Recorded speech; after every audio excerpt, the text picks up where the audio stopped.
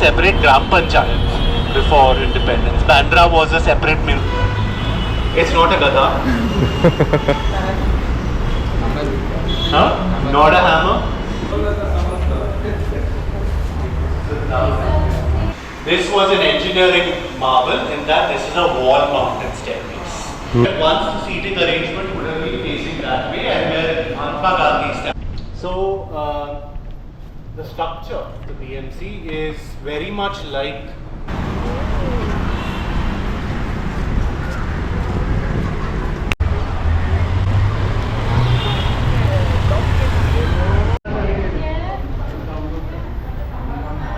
in the east, and then you have Navi Mumbai and the other satellite cities on the mainland.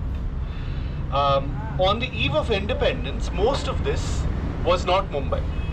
So in 1947, it's only this part that was considered Bombay, and everything else was still a part of Thane district. And it was a hodgepodge of small urban settlements, villages, something called notified area committees and so on. So Chembur, where I am from, was a separate Gram Panchayat before independence. Bandra was a separate municipal council. And very specifically, have a look at that lady over there. Do you see the winged angel? Yeah. Have a good look at her. I'm going to ask you something about her. If you want, take a picture of her and keep.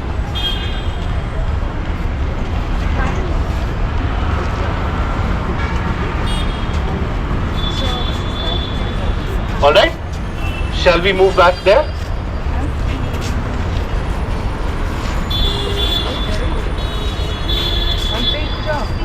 Buildings in Mumbai have been done by him, as well as some smaller buildings that you don't really pay attention to, which include what was called the Postal Mews. It's now called the Post Office Motor Works, close to Gateway of India. And F.W. Stevens continues the Gothic style in this building, but it has more Indian elements. Like on top of the building, if you observe it from the outside, is a dome. So it kind of starts off in Western Europe and slowly makes its way to medieval India. You see if I have a picture from the outside, or we can see it later. How many of you paid attention to the winged angel? Everybody did? Somebody took a photo of it? Yeah. Okay, who took a photo? Alright. She is holding something in her right hand. So if you have taken a photo, open the photo, zoom into it and tell me what she's holding in her right hand. Really? I think she's holding like a gada, like a small gada. Do you have a photo as well? Maybe you can show it to them. A pigeon? Huh? A pigeon? No, it's not. A pigeon? Not a pigeon.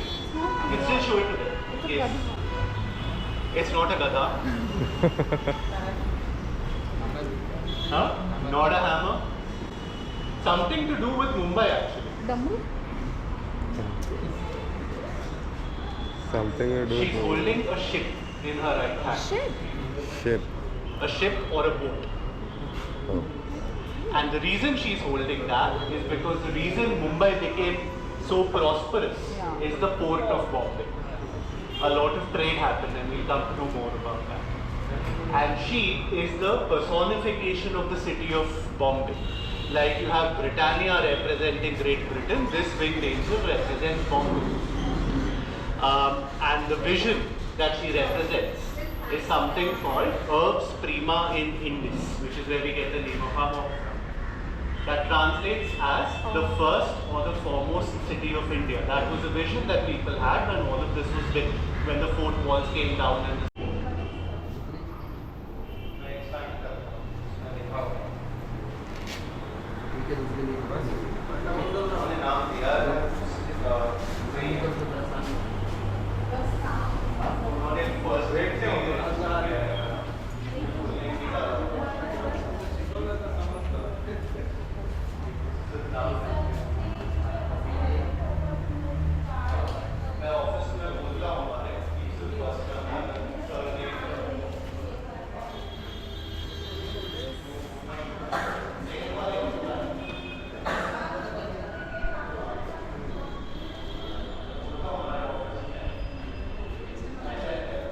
they continue moving. But again, they have little bits of Indianness. For example, if you see these brackets holding up the balconies, These wouldn't be out of place in a fort in Rajasthan or MP. But here they are in a Gothic revival building. You see these mythical beasts on either side. We spoke about the herbs prima angel outside. These represent the same vision because they show you dominance over land, over the skies, and in the seas. So you know, Singapore has its Merlion. We have these two beasts welcoming you into the BMC head. You're standing on a piece of history as well. So these tiles are very common in buildings of that period in the late 19th century, and they are called Minton tiles, M-I-N-T-O-N. Good way to remember it is your lunch boxes are Milton and this is Minton. They come from a place called Staffordshire in England.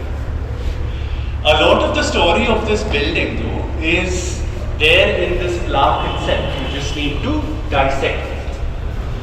So F.W. Stevens, I mentioned to you, is the architect of the building. He's on line 3 followed by half of the English alphabet. But line 4 also has an Indian gentleman there, and he's credited as being the resident engineer. Now, his story doesn't end here. He is a part of another iconic Bombay building also, but we will come to that. I can't remember as much of the name as possible. I'll ask you later.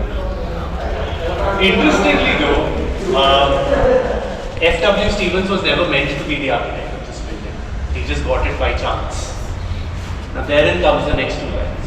You see that the work commenced in 1889 and went on until 1893. But what you don't see over here is that the foundation plaque of this building was laid in 1884. That's an entire 5 years when nothing happened. We are not strangers to that phenomenon. A lot of things get launched and nothing happens. But something interesting did happen over here. So whenever you have such large projects, nowadays you have a tendering process. In those days, you had a competition of architects to see who gets the commission.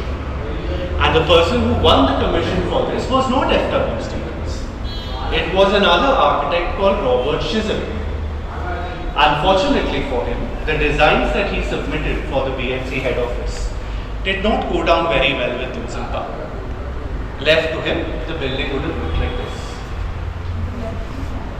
The entire thing is one stretch. There's a page fold in the middle. So maybe this was a little too far along the Indian spectrum of things. That wasn't a reason that could be given to him. So he had told that he had miscalculated the cost of construction. And by that time, F.W. Stevens had become very popular because of the VT station already. So they said, okay, let's give it to him. We'll make it in the same style, it will look symmetrical together. And that's how this building comes to be. This wasn't the end of Robert Chisholm's story. Sufficiently bound by this point? No. So before we proceed, everybody please join ma'am. We'll do a group photo and then we go ahead.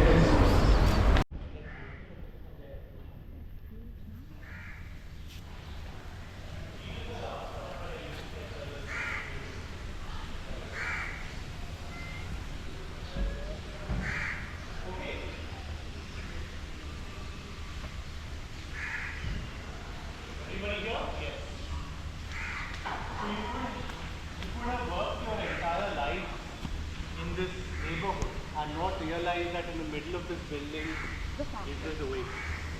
You think it's a solid building from the outside, and having this courtyard helps a lot with cross ventilation because when the building was constructed there was no electricity yet in the city. All of this helps, it's not just ornament. Before this building came up, the head offices of the BMC were at various other buildings, the most recognizable being the Army and Navy building at Taramunda where the West Side store now is. But how did this organization even begin? So, the Fort of Bombay, while it sounds very glamorous, it was a dreadful place. Very badly maintained, very congested. People had their shops or trading areas on the ground floor. They lived on the first floor. On top of that, they stacked up all their commodities. It was like a tinder box. There was a major fire in the early 19th century also. And it was filled with sewage on the streets.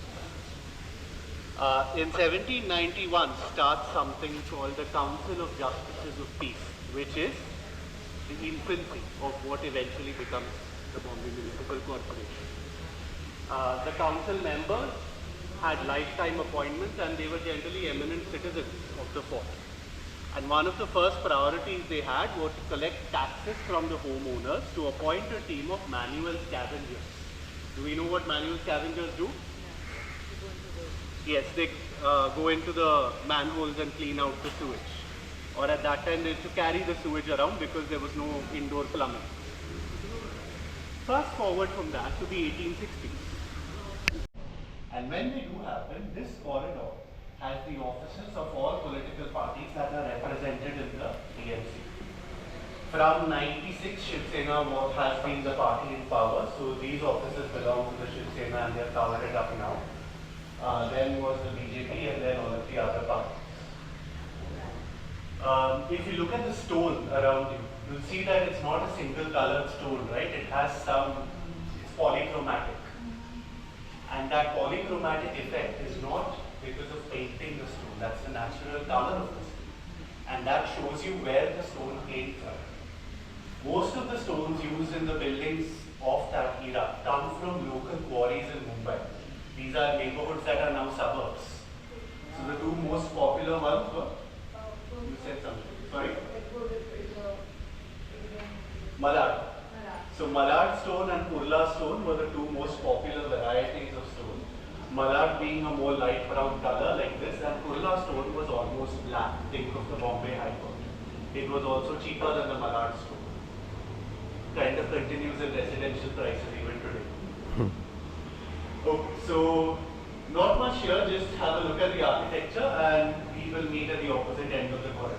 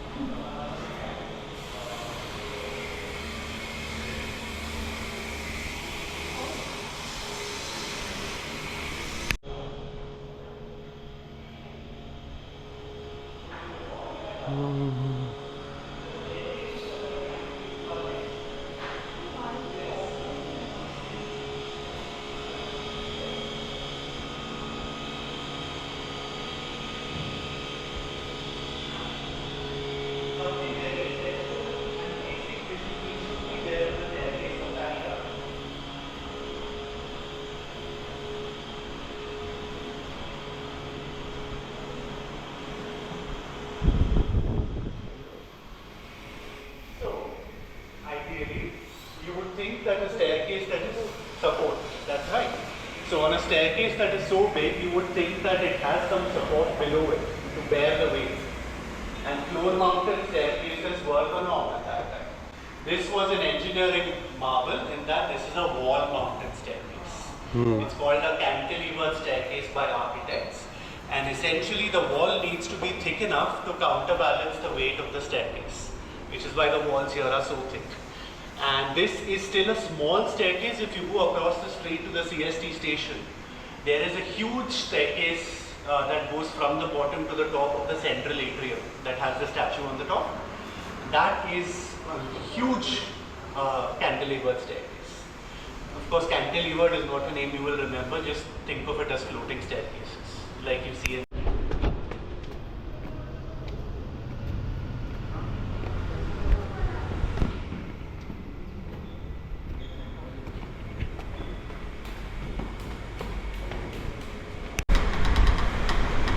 like a blue bar, or is it just me?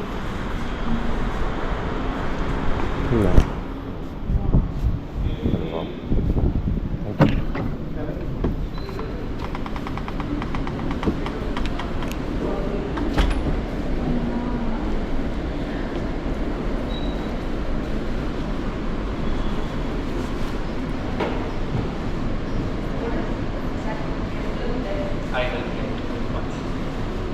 Okay, if everybody is in, try and take a seat in the center so that you can see both halves of the room. The further you are that side, you will not see the center.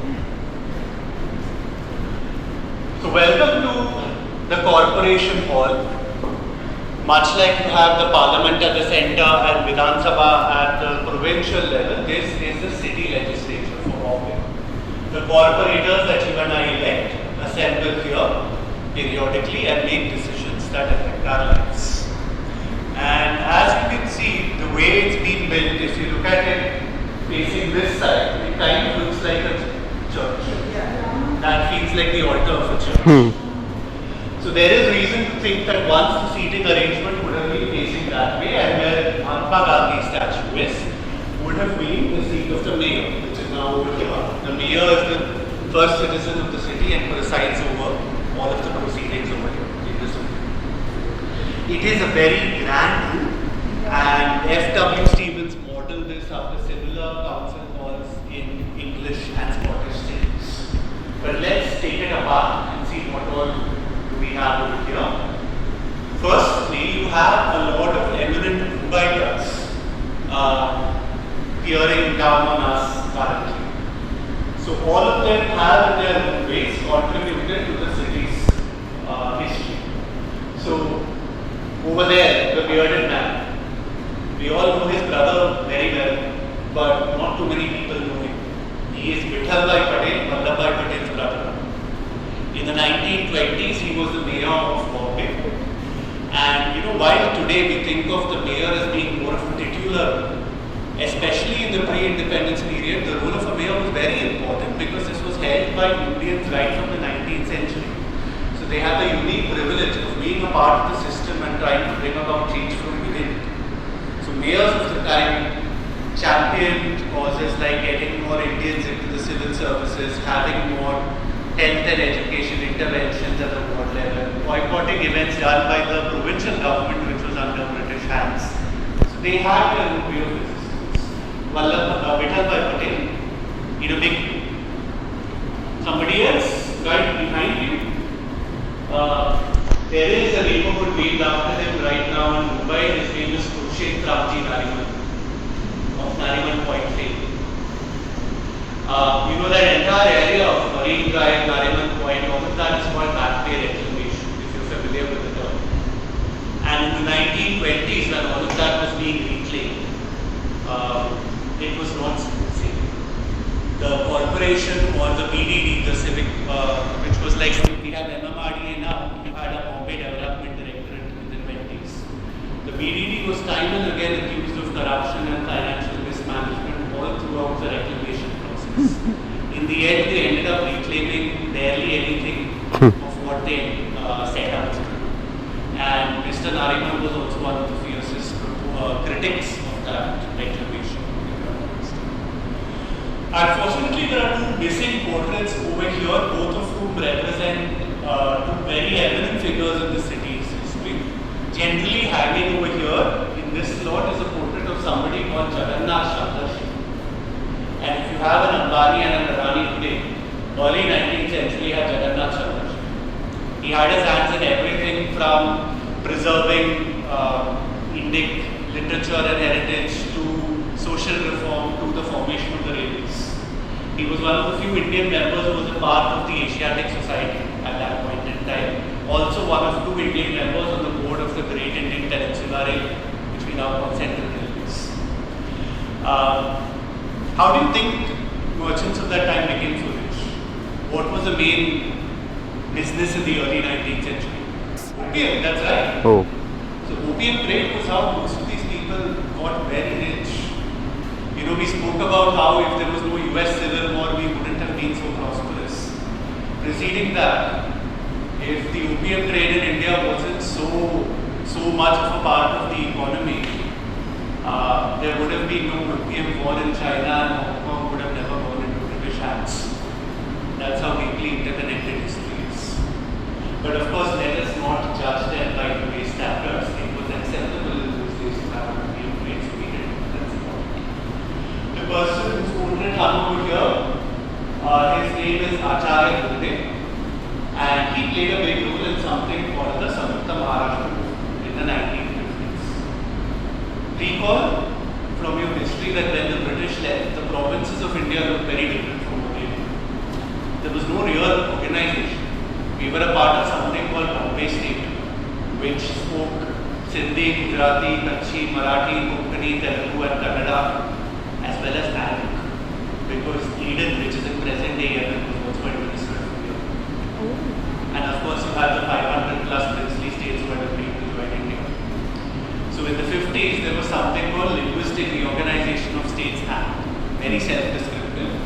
which gave shape to most of the states that you see. So you had a Marathi-speaking state and a Gujarati-speaking state that were planned. The problem comes with Bombay. Who gets to keep the financial capital? Because while most of the business owners in Bombay were Gujarati-speaking, most of the workers of these businesses were Marathi-speaking. So both of these communities wanted the city as the capital of their respective states. As things often happen when you appeal to people's emotions, things tend to go out of control. So while the Samyukta Maharashtra movement was not supposed to be a violent, there was a procession that was once taken out in the late 50s and close to Flora Fountain, the police opened fire on the protesters and more than 30 people died. More than 100 people died overall during the 1950s as part of this. It's not a chapter of history that you read about too much, but it is an essential chapter for the history of this. So it's actually after that. So do you know what Flora Fountain, that square's official name is now? Anyway, you only see it written on buses now.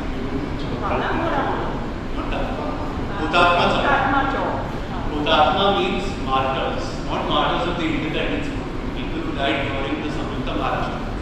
You have a map of Maharashtra over there as well if you're interested. Anyways, that's about history. Go one step above the portraits and you will see, now sources vary, some tell us that this is all gold leaf, but I have my doubts. That makes this room way too valuable. You again have panels that depict the city's wildlife. So you can see everything from flamingos to crocodiles to monkeys to peacocks. Things that were once plentiful in the city, some of them are still to be found. So flamingos of course come every year. Monkey depends on where you stay. We have a lot of them in Jaipur. Peacocks revisited the city during the pandemic, if you remember.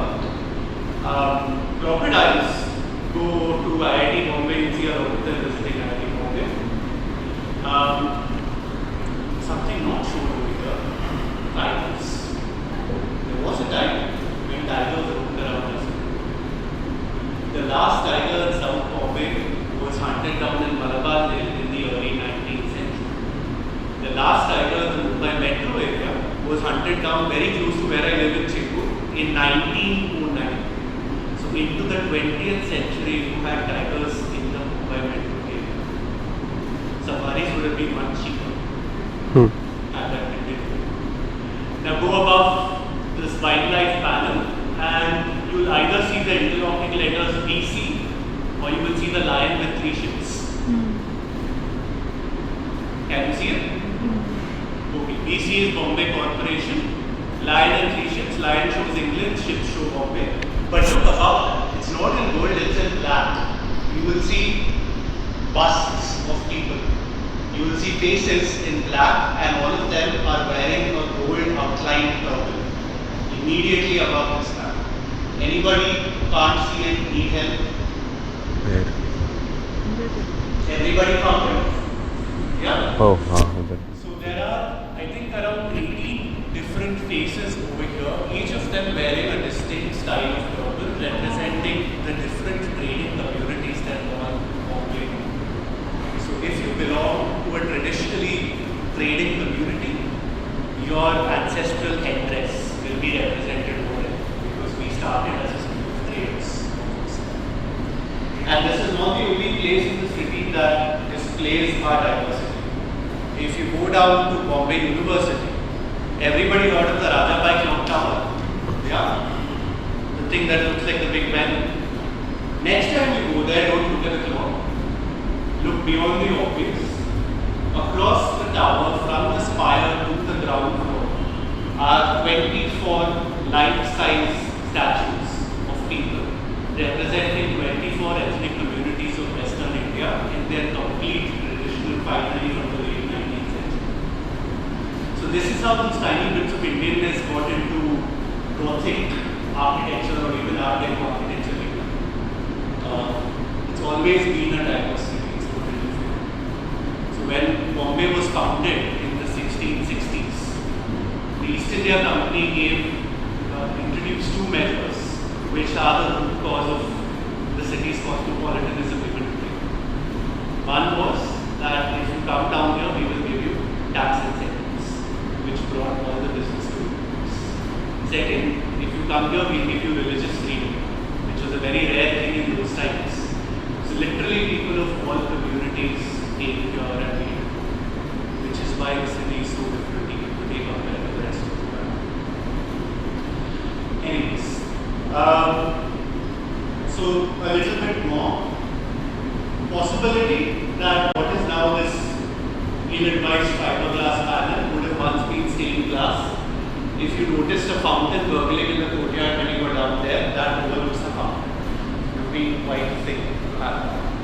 Up there was a press gallery once upon a time, so journalists could report on what's going on inside. Since proceedings are now available online, there is no sense of having a press gallery.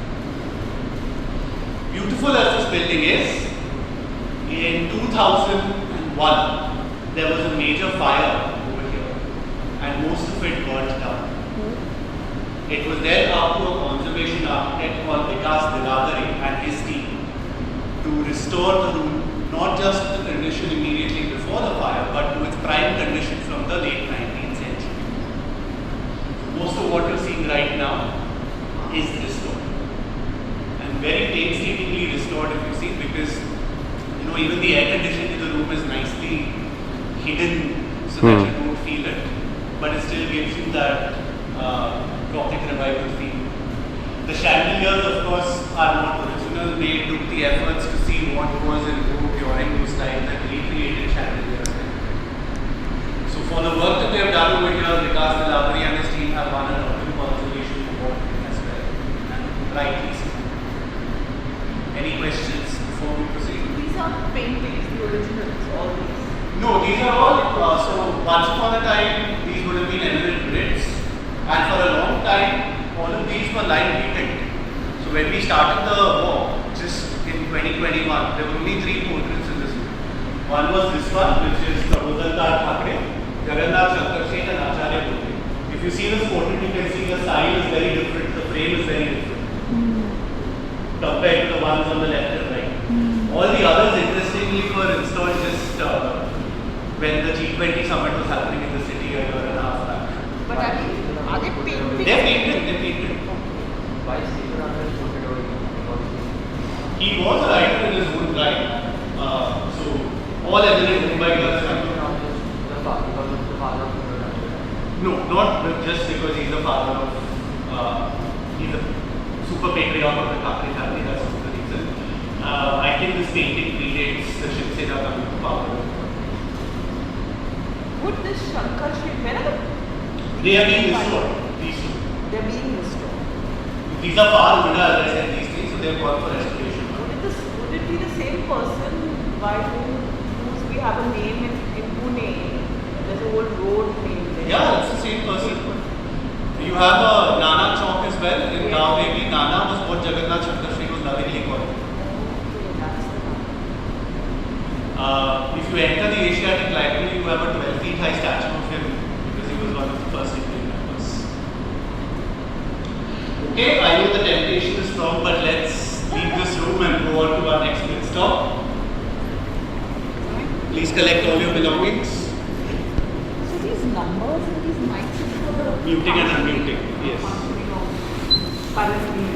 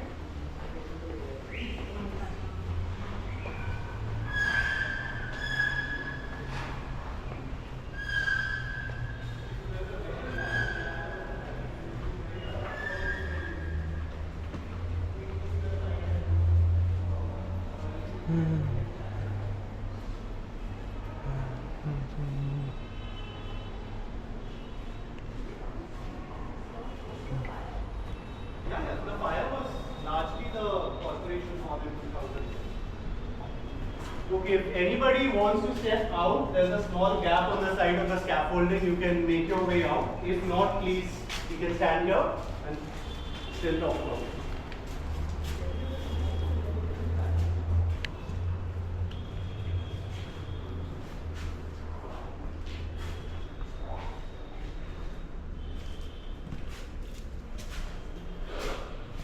Okay, if I keep my mic on full, let me see if the audio still goes out.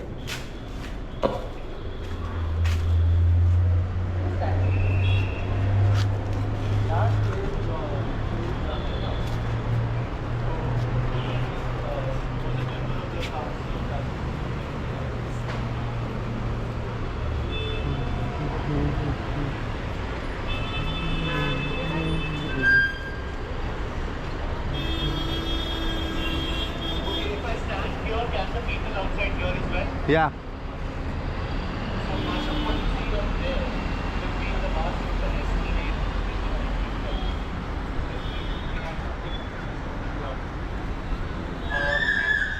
Don't believe what I say. That's a photographic out of the as you now leave from this point. Meaning that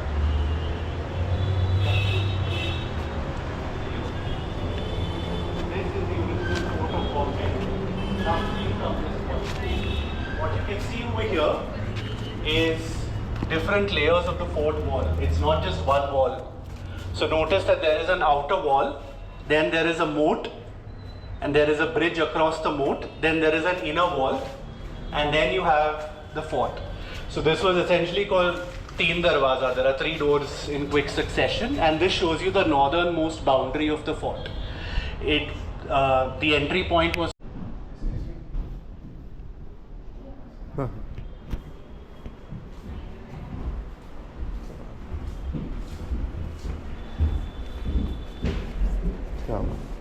Oh.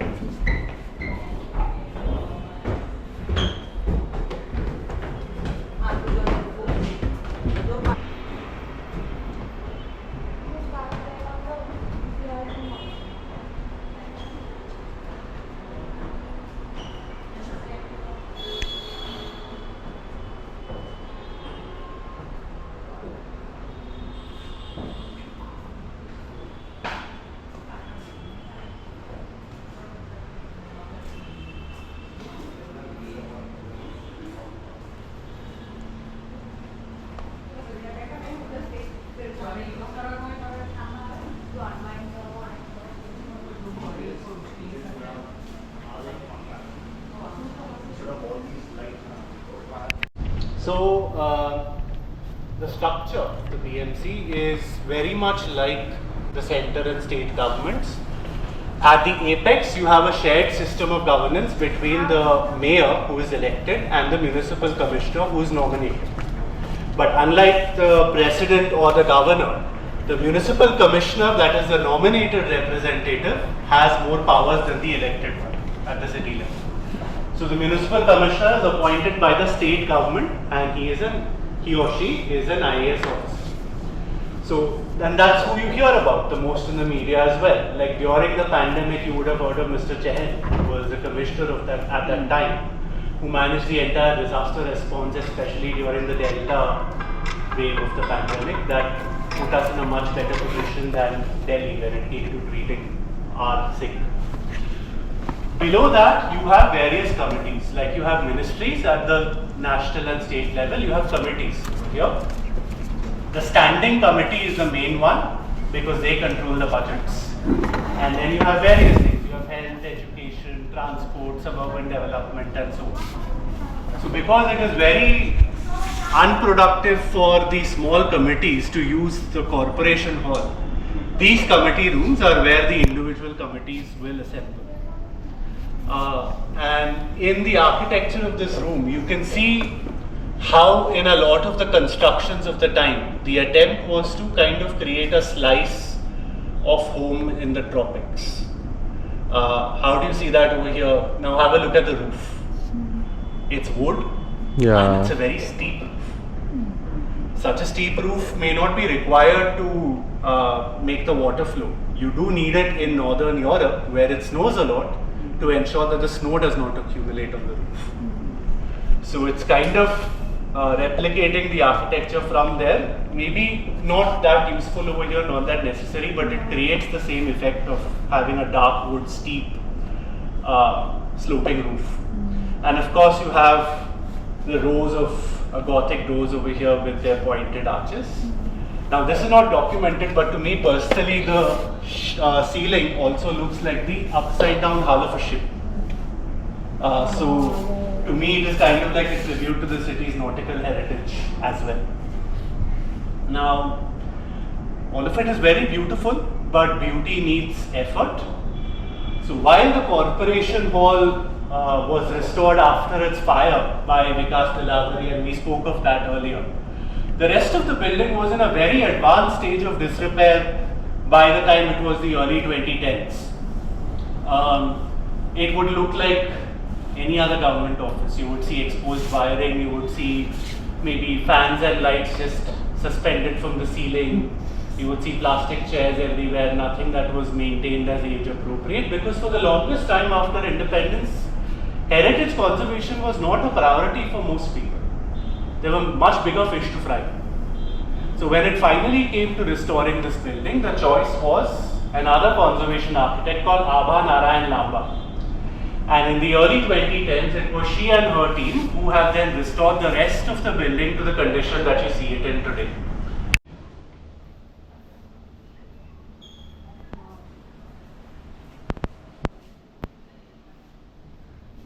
Okay, everybody have a place? Okay, so I have a question now if everybody has a place, and everybody can hear me, right? Yeah. So, you notice that there's a dome on the outside of the building, correct? Yeah. Are you looking at the same dome? Shout out yes or no. Yeah. The question is the dome the same as the dome you see on the exterior of the building? Some people say yes, some say I don't know. Yes. Okay, so the answer is obviously, because I'm asking you, it is not the same dome as what you see on the outside of the building. In fact, it's not a dome at all. It's a fake dome. This dome does not exist on the exterior facade of the building at all. At the level of the dome, you're only 50% up the height of the building. Half of the building is above the dome. And the reason why the dome has been placed such is because the aesthetic part of the building ends with this dome. Above that, you have a series of storerooms that eventually lead up to the terrace, and there is nothing beautiful about it. And unless you actually go up to the dome, you're not going to realize, only if you're very observant will you realize that you haven't really made your way up that far. And rather, it's a psychological illusion in this case.